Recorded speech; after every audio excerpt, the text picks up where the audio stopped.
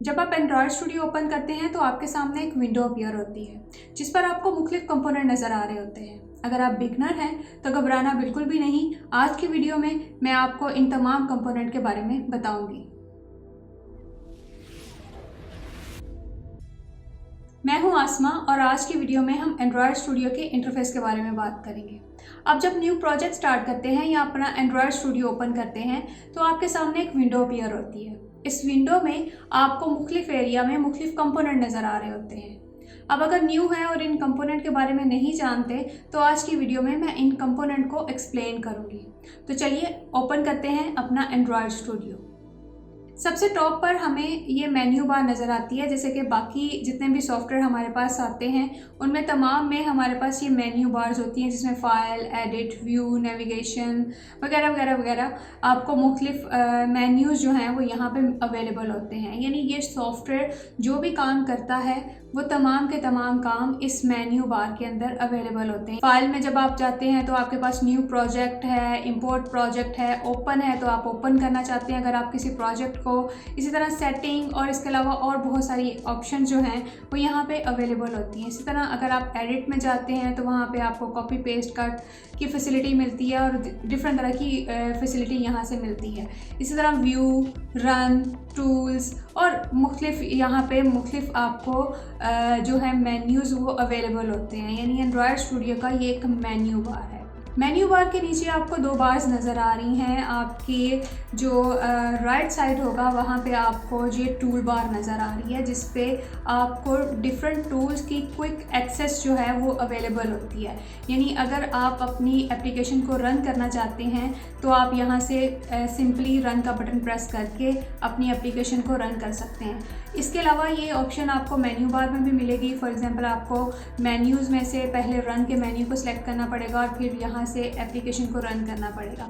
इसी तरह आपके पास अगर आप अपना कोई भी एवीडी डिवाइस क्रिएट करना चाहते हैं तो यहाँ पे आपको ये टूल बार अवेलेबल है। यानी कि वो ऐसे टूल्स जो कि क्विकली आपने यूज़ करने हैं या मोस्ट फ्रीक्वेंटली आपने जब यूज़ करने होते हैं तो वो सारे के सारे टूल्स आपको इन टूल बार्स में मिल जाते हैं। इसके साथ आपको लेफ़्ट साइड पर मिलेगी navigation bar. Navigation bar means के आपकी जो भी फ़ाइल ओपन है या आप करंटली जहाँ पे भी एग्जिस्ट कर रहे हैं वो सारे आपको उसका पूरा एक सोर्स फ़ाइल वो अवेलेबल होती है। जैसे फॉर एग्जांपल यहाँ से अगर मैं मेन एक्सएमएल फ़ाइल ओपन करती हूँ तो हमारे नेविगेशन में यहाँ पे एक्सएमएल फ़ाइल ओपन हो जाती है। अगर मैं यहाँ पे मेन जावा फ़ाइल ओपन करती हूँ तो ये जावा फ़ाइल की जो लोकेशन होती है वो यहाँ से ओपन कर देती है।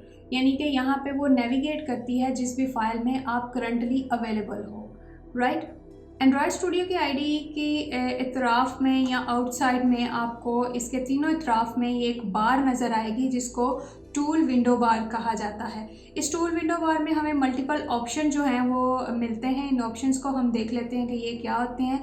लेकिन उससे पहले मैं आपको ये बताती चलूँ कि फॉर एग्जांपल गलती से आप एज अ स्टूडेंट अगर आपके पास इस बटन को प्रेस कर दिया है आपने तो आपके पास ये टूल विंडो बार जो है वो डिसअपीयर हो जाएगी। आप सिंपली क्या करेंगे, इस बटन को प्रेस करेंगे तो आपके पास वो टूल बार दोबारा से ओपन हो जाएगी, राइट।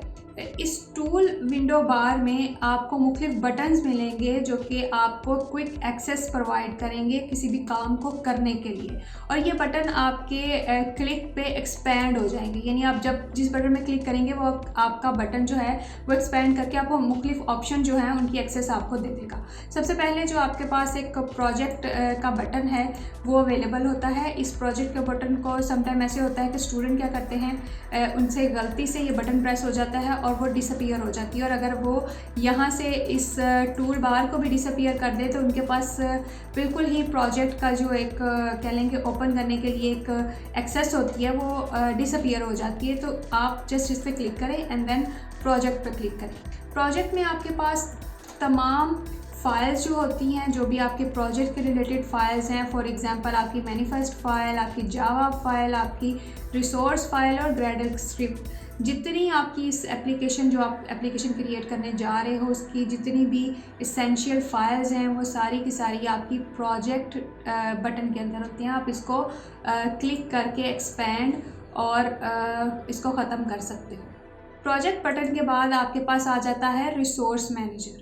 रिसोर्स मैनेजर पे जब आप क्लिक करते हो तो रिसोर्स मैनेजर आपको आपकी एप्लीकेशन के जितने भी एक्सटर्नल रिसोर्सेज फाइल्स हैं या आप अगर कोई रिसोर्सेज यूज़ करना चाहते हो अपनी एप्लीकेशन के अंदर, उनको जो है वो क्विक एक्सेस आपको प्रोवाइड करता है। फॉर एग्जांपल ड्रॉएबल में अगर आपने कोई इमेजेस वगैरह रखे हैं तो वो आपको नज़र आएंगे।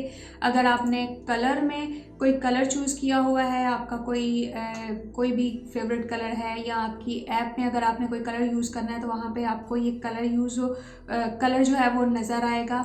लेआउट नज़र आएगी, मैप और स्ट्रिंग वगैरह जो भी आपने अपनी एप्लीकेशन के अंदर कोई रिसोर्स अगर आपने यूज़ किया है तो आपको रिसोर्स मैनेजर में वो चीज़ आपको नज़र आ जाएगी। रिसोर्स मैनेजर के बाद आपके पास आ जाता है स्ट्रक्चर आपकी तमाम जितने भी एसेंशियल क्लासेस हैं, कोई वेरिएबल आपने लिए हुए हैं, कोई अगर आपने लेआउट लिया हुआ है या जो भी है उसका आपकी एप्लीकेशन का पूरा एक स्ट्रक्चर है वो यहाँ पे आपको स्ट्रक्चर की विंडो में या स्ट्रक्चर के बटन में आपको नज़र आएगा। ठीक है, क्लासेस हो गई, आपके पास हो गया मेथड्स हो गए, वेरिएबल्स हो गए। इसी तरह अगर आपके पास XML की फ़ाइल सेलेक्टेड है तो उसमें जो भी आपके पास स्ट्रक्चर है, जो पूरा एक कंपोनेंट ट्री है, वो क्रिएट कर देता है, राइट।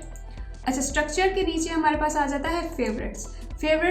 जिस तरह हम अपनी एप्लीकेशन के अंदर मुख्तलिफ फ़ोन नंबर्स को फेवरेट ऐड कर लेते हैं, इसी तरह हम अपनी कोई भी अगर कोई लाइन ऑफ कोड है, कोई हमारे पास कुछ भी है, हम उसको फेवरेट में ऐड करना चाहते हैं तो हम यहाँ से उसको ऐड कर सकते हैं। इसके अलावा अगर हम किसी कंपोनेंट को ऐड करना चाहते हैं तो उस कंपोनेंट पर राइट क्लिक करके हमारे पास ऑप्शन आती है फेवरेट की, हम वहाँ से उसको फेवरेट में ऐड कर लेंगे। अच्छा, फेवरेट के बाद आपके पास आ जाता है बिल्ट वेरिएंट। ये टूल आपको या ये बटन आपको ये प्रोवाइड करता है कि आप किसी भी बिल्ड को बआसानी टारगेट कर सकते हैं। ठीक है, अभी फ़िलहाल हमारे पास इस एप्लीकेशन का जो भी बिल्ड है अवेलेबल है उसको हम आसानी के साथ टारगेट कर सकते हैं। अच्छा, बिल्ड वेरिएंट के बाद हमारे पास आ जाता है to do list. To do जैसे कि नाम से ही पता चल रहा है कि टू डू मतलब उन आइटम्स का यहाँ पे लिस्ट होगी जिन पे अभी हमने काम करना है, राइट। टू डू के बाद हमारे पास आ जाता है टर्मिनल टूल हमें क्विक एक्सेस देता है उन विंडोज़ की जिन पर एंड्रॉयड स्टूडियो चल रहा है, जैसे कि कमांड प्रॉम्प्ट वगैरह। टर्मिनल के बाद हमारे पास आ जाता है बिल्ड मतलब हमारा ग्रेडल किस टाइम सिंक हुआ है, उसको हमने कितनी देर पहले सिंक किया है, सक्सेसफुली सिंक हुआ है या नहीं हुआ, उसकी तमाम इन्फॉर्मेशन जो है वो यहाँ पे शो हो रही होती है। बिल्ड के बाद आपके पास आ जाता है लॉगकैट। ये टूल आपकी ऐप की रनिंग टाइम पे मॉनिटरिंग के लिए यूज़ होता है। इसमें आप स्क्रीनशॉट ले सकते हो, अपनी एप्लीकेशन को स्टॉप कर सकते हो और उसको रीस्टार्ट कर सकते हो। ये सारी इन्फॉर्मेशन आपको लॉगकैट में मिलेंगी। लॉगकैट के बाद आपके पास है प्रोफाइल। ये टूल आपकी रियल टाइम पे मॉनिटरिंग प्रोवाइड करता है कि आपकी जो एप्लीकेशन है वो अगर वो रन हो रही है तो उसमें कोई प्रॉब्लम तो नहीं है। अगर कोई प्रॉब्लम आती है तो वो उसको आइडेंटिफाई करता है। प्रोफाइल के बाद आपके पास आ जाता है डेटाबेस इंस्पेक्टर टूल आपको अलाउ करता है कि आप डेटाबेस की किसी भी क्यूरी को इंस्पेक्ट कर सकें और उसको मॉडिफाई कर सकें जब आपकी एप्लीकेशन जो है वो रन हो रही होती है। अच्छा, डेटाबेस इंस्पेक्टर के बाद आपके पास आ जाता है इवेंट लॉग क्या कर रहा होता है, ये मुख्तलिफ इवेंट्स को और आपकी जो भी एक्टिविटी है उनके मुतालिक एप्लीकेशन के अगर कोई मैसेजेस हैं उनको शो करवा रहा होता है। For example demo start successfully वगैरह वगैरह वगैरह, यानी जो भी मैसेजेस हैं वो सारे के सारे मैसेजेस आपके इवेंट लॉग में शो होंगे। लेआउट इंस्पेक्टर के बाद आपके पास आ जाता है डिवाइस फाइल एक्सप्लोरर, यानी ये आपकी एंड्रॉयड स्टूडियो के साथ जो करंटली जितनी भी डिवाइसेस कनेक्टेड हैं उनको यहाँ पे शो करवाता है। इसके बाद आपके पास आ जाता है एमुलेटर, यानी जो भी आपके पास रनिंग एमुलेटर हैं वो यहाँ पे उनकी तमाम लिस्ट, अगर एक से ज़्यादा है तो तमाम की लिस्ट आपको यहाँ पे शो होगी, राइट। इसके बाद आ जाता है लेआउट वैलिडेशन आपको क्या प्रोवाइड करता है कि आप जो एप्लीकेशन बनाने जा रहे हैं वो मुख्तलिफ साइज़ में या मुख्तलिफ रेजोल्यूशन में वो किस तरह से नज़र आएगी। तो ये तमाम आपको रेजोल्यूशन और तमाम साइज़ जो हैं वो यहाँ पे अवेलेबल होते हैं, आप यहाँ से चेक कर सकते हैं। लेआउट वैलिडेशन के बाद आपके पास है ग्रेडल में आपके पास तमाम टास्क जो भी आपकी एप्लीकेशन पर जो है वो प्रोवाइड करेगी वो तमाम टास्क आपको यहाँ से नज़र आएंगी और यहाँ से आप इसको क्विक एक रन भी कर सकते हो। अगर आप किसी टास्क को रन करके चेक करना चाहते हो तो आप रन के बटन राइट क्लिक करोगे उस टास्क पे और रन के बटन पे प्रेस करोगे तो आपकी वो टास्क जो है वो रन हो जाएगी। तो ये थी हमारे IDE की टूल विंडो बार जो कि हमें IDE के ड्राफ्ट में मिलती है। इसके बाद हमारे पास जो मेन एरिया हमें नज़र आ रहा होता है वो हमारा कोड एडिटर कहलाता है। ठीक है, यहाँ पे हमें दो फाइल्स नज़र आ रही हैं, XML और जावा फाइल। जावा की फ़ाइल में हम अपनी तमाम बैकएंड कोडिंग करेंगे, यानी जो भी हमने क्लासेस इंपोर्ट करवानी है, जो मेथड हमने यहाँ पे कॉल करने हैं वो तमाम हम जावा की क्लास में करेंगे। ठीक है, और जो हमारी XML की फ़ाइल है वो हमारी लेआउट फ़ाइल कहलाती है, यानी जिस पे हम अपना एक लेआउट डिज़ाइन करते हैं। जो भी हमने यहाँ पे डिज़ाइन करना है वो हम कर सकते हैं। इस पैलेट में हमारे पास तमाम विजेट्स जो भी हम अप्लाई कर सकते हैं अपने लेआउट को डिज़ाइन करने के लिए, वो तमाम विजेट्स हमारे पास अवेलेबल होते हैं। राइट, अगर जैसे कि आप अगर कोई बटन लगाना चाहते हैं तो यहाँ से जस्ट ड्रैग ड्रॉप करके आप ये बटन जो है वो अप्लाई कर सकते हो। इसी तरह अगर कोई आपने टेक्स्ट व्यू लगाना है, प्लेन टेक्स्ट लगाना है, ठीक है, बटन्स में किसी और तरह के बटन लगाने हैं, तो ये जितने भी विजेट्स हमारे पास यहाँ पे अवेलेबल होते हैं जो कि हमारे डिज़ाइनिंग के लिए यूज़ करने होते हैं, वो तमाम यहाँ पे अवेलेबल हैं। हम इनको जस्ट ड्रैग ड्रॉप से अपनी लेआउट पे डिज़ाइन कर सकते हैं। इसके नीचे है कंपोनेंट ट्री। कंपोनेंट ट्री हमें वो उन तमाम कंपोनेंट की एक हायरार्की दिखाता है कि वो किस तरह से अटैच है। राइट, तो ये हमें पूरी हायरार्की यहाँ पे शो करवा रहा होगा। यहाँ पे हमारे पास 3 बटन हमें नज़र आ रहे हैं। डिज़ाइन में हम जब क्लिक करेंगे तो हमें डिज़ाइन व्यू दिखाएगा। स्प्लिट में अगर हम देखेंगे तो हमारे पास डिज़ाइन और कोड दोनों चीज़ें नज़र आ रही होंगी, और जब हम कोड में जाएंगे तो जस्ट हमारे पास कोड की विंडो ओपन होगी। राइट, अभी हम जाते हैं डिज़ाइन में, हमें यहाँ पे कुछ और चीज़ें भी नज़र आ रही हैं। तो डिज़ाइन में जब हम इन एट्रीब्यूट्स पे क्लिक करेंगे तो इस बटन के जितनी भी प्रॉपर्टीज़ हैं, एट्रीब्यूट्स हैं, वो सारी की सारी हमें यहाँ पे अवेलेबल हैं।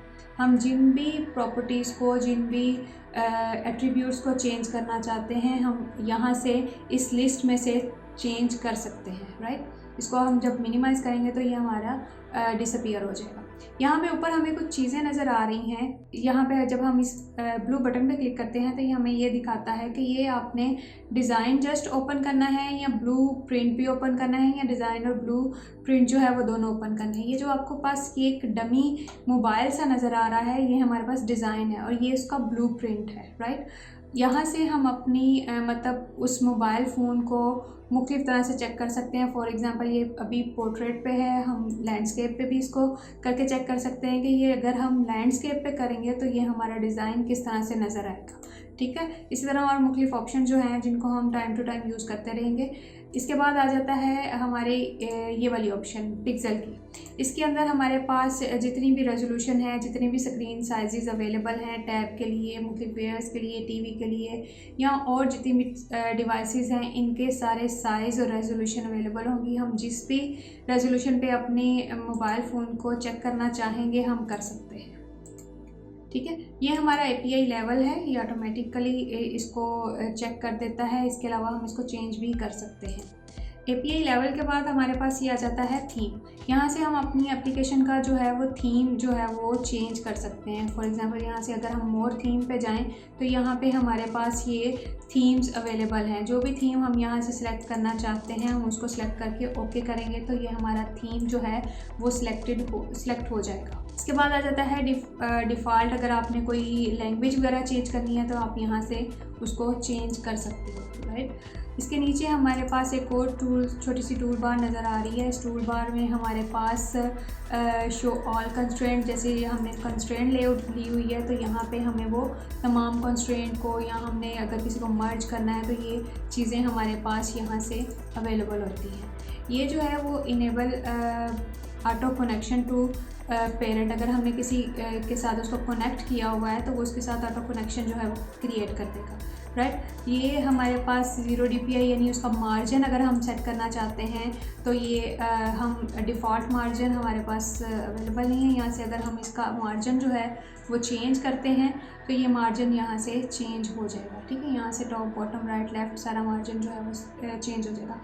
ये जो बटन है ये हम चूँकि कंस्ट्रेंट लेआउट में है इसलिए वो क्लियर ऑल कंस्ट्रेंट के लिए, यानी अगर आपने अपने विजेट्स को कंस्ट्रेंट किया हुआ है तो यहाँ से वो तमाम कंस्ट्रेंट को क्लियर कर देगा, राइट। अब हमारी कोई भी विजेट जो है वो कंस्ट्रेंट नहीं है। इन्फर कंस्ट्रेंट, आप अगर उसको मतलब कंस्ट्रेंट करना चाहते हैं अपने, तो इसको जस्ट प्रेस करें और कंस्ट्रेंट कर लें। ये बटन हमारी ग्रिड लाइन के लिए यूज़ होता है, मतलब वर्टिकल ग्रिड लाइन आपने लगानी है, हॉरिजॉन्टल ग्रिड लाइन लगानी है। आप जब क्लिक करेंगे तो जैसे हमारे पास वो बता देगा कि जी हमारे पास इतना मार्जिन जो है वो टॉप से, इतना मार्जिन जो है वो हॉरिजॉन्टली है, इतना मार्जिन वर्टिकली है, ठीक है। वो सारा यहाँ से वो सेट हो जाएगा, ठीक। तो ये हमारे पास एक छोटी सी टूल बार है, ठीक है। इसके बाद हमें ये अपना एक डमी मोबाइल नज़र आ रहा है जिसके ऊपर हम अपना ये लेआउट जो है वो डिज़ाइन कर रहे थे। यहाँ से ये जो हमें आप जूम इन और जूम आउट की ऑप्शन अवेलेबल है कि आप जितनी मर्ज़ी इसको जूम इन और जूम आउट कर सकते हैं। ये उसकी रेशियो दिखा रहा है 100% है, आप उसको 100% जूम कर लें या इसको वापस जूम आउट करना चाहते हैं। तो ये थी आज की वीडियो जिसमें मैंने एंड्रॉयड स्टूडियो के इंटरफेस का एक ओवरव्यू दिया। उम्मीद है ये वीडियो आपके लिए काफ़ी इन्फॉर्मेटिव रही होगी। अगर आपको ये वीडियो पसंद आई हो तो लाइक करें, शेयर करें और मेरे चैनल को सब्सक्राइब करें। मिलते हैं अगली वीडियो में, तब तक के लिए अल्लाह हाफ़िज़।